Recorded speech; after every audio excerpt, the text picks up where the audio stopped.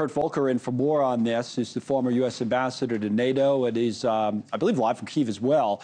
Mr. Volker, Ambassador Volker, thank you for joining us. We appreciate it. We'll just pick up where we left off. I was talking to Yevhenya's a member of the Ukrainian political establishment there about President Biden kind of going big on these sanctions, and that, you know, we probably would have seen something today anyway, you know, 2 years into the war, but the Navalny death seemed to have added to it. So what do you make of the moves?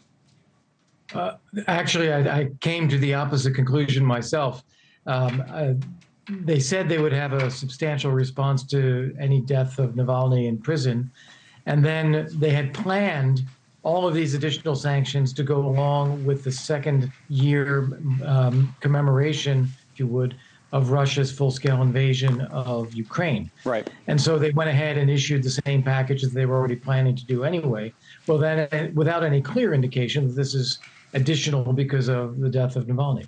That's interesting. I mean, I'm going by our reporting from our correspondents in Washington that are, you know, going on what the White House is telling them is that basically, hey, we went a little bit further here. We ramped it up a bit much, and you're saying you don't buy it. You think this is what was coming anyway?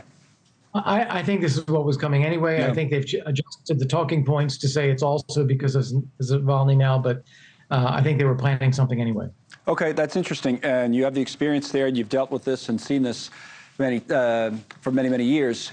That said, here we are 2 years in, or to Yevhenya's point, maybe 10 years in for some people in Ukraine after the annexation of Crimea. How are things there? I mean, you know, you've spent a lot of time there.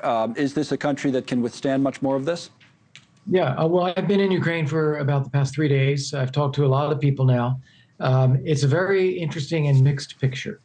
Kiev feels safer now than it did the last time I was here in September, and certainly more so than a year ago. The air defenses are working better, but of course they need replacement ammunition for the air defenses, but the air defenses are working well. The economy has picked up, so they've been able to reopen the ports in the south and get tonnage of cargo out way in excess of what was allowed previously under the Russia grain deal. So the economy is showing some improvement. But at the same time, the mood of the country is very gloomy. And that's because there is so much uncertainty about what happens next. Does the U.S. provide another tranche of military support? That's not been approved yet by Congress. Right. Putin seems to be just continuing to throw wave after wave of Russian recruits to their death, but that still has an impact on the front line. What's going to happen next there?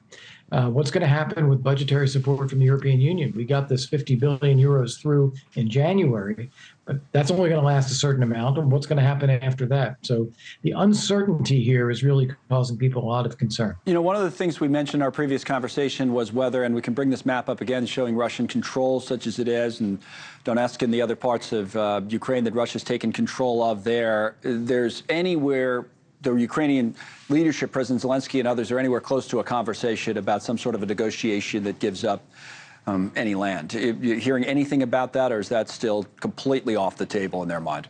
Well, it's not up to Zelensky to decide if there's a negotiation. It's Putin. If you saw his interview with Tucker Carlson, he's very clear that he doesn't believe Ukraine has a right to exist.